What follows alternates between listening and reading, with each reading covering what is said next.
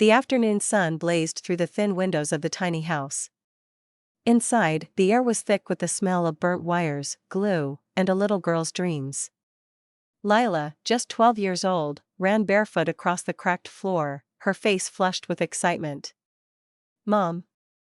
Look, look," she cried, holding up a small, handmade chopper. Its body was crooked, its blades bent, but it buzzed and hovered for a few seconds above her palms. Her mother didn't even glance at it. She snatched the device from Lila's hands, marched outside, and in one violent motion, smashed it to pieces against the cement.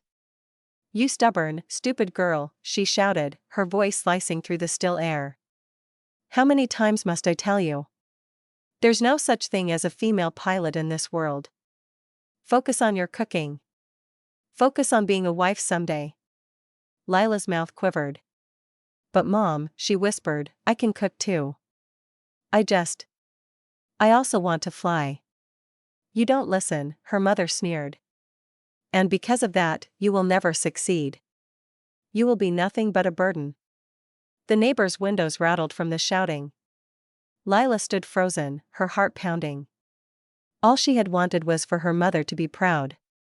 Now, her dreams lay broken at her feet, just like her tiny helicopter. That night, everything got worse. Lila stayed up late, soldering tiny wires together in secret, determined to fix what she could. Tears blurred her vision, and her hands trembled. In her exhaustion, she crossed 2 wrong wires. A loud pop echoed. The lights flickered and died. The house plunged into darkness. Her mother stormed into the room like a hurricane. "You useless creature," she screamed. "You even ruin our home. Enough is enough."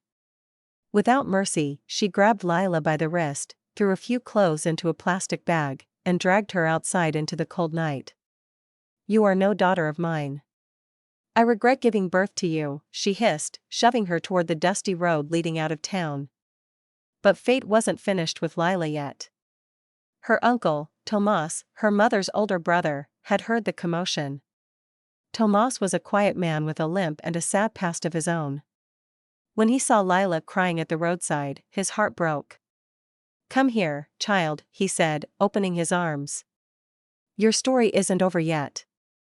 Tomas took her in.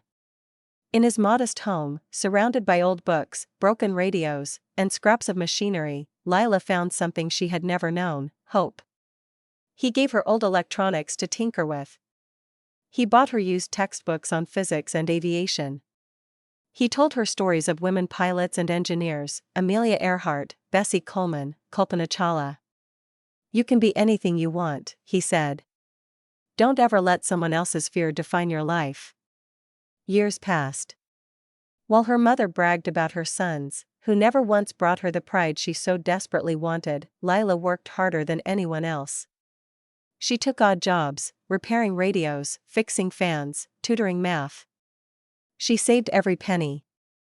At 19, she scraped together enough to enroll in a cheap flight school on the edge of the city. Flight training was brutal. She was the only woman in her class, and instructors were harsh.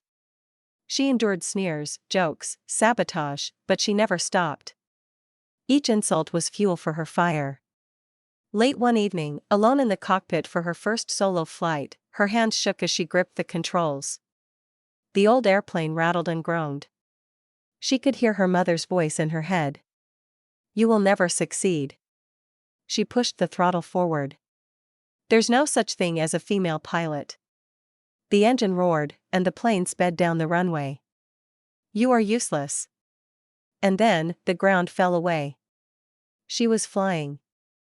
Tears spilled down her cheeks as she rose higher and higher into the blue vastness. "I am not useless," she whispered to herself. "I am free." Back in the village. At the dusty market square, her mother sat sipping bitter tea with her friends, complaining as always. "Your daughter, where is she now?" one woman asked, raising an eyebrow. "She's nothing to me," the mother spat. "Only my sons matter. They're real pride." Before anyone could reply, the old TV behind the vendor crackled with a news bulletin. Breaking news, youngest female pilot makes history, Global Airlines offers record-breaking contract.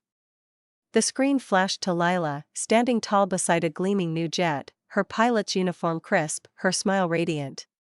Reporters swarmed around her. Captain Lila, what do you want to say about your incredible journey? Lila looked straight into the camera. Her voice was steady, but her eyes shined with emotion. I dedicate this achievement to my uncle Tomas, the only one who believed in me when no one else did. She paused, then added without a hint of anger, but with a strength that made the world listen. And to my mother, who never believed in me, I made it anyway, Mom. Her mother's face drained of color. The teacup slipped from her fingers and shattered on the ground. Tears welled in her eyes, but they were not the proud tears she had always imagined. They were the bitter tears of regret, for every harsh word, for every broken dream, for every chance she threw away. Oh, my darling, she whispered to the television screen, reaching out as if Lila could hear her across the miles, if only I had believed in you. But it was too late.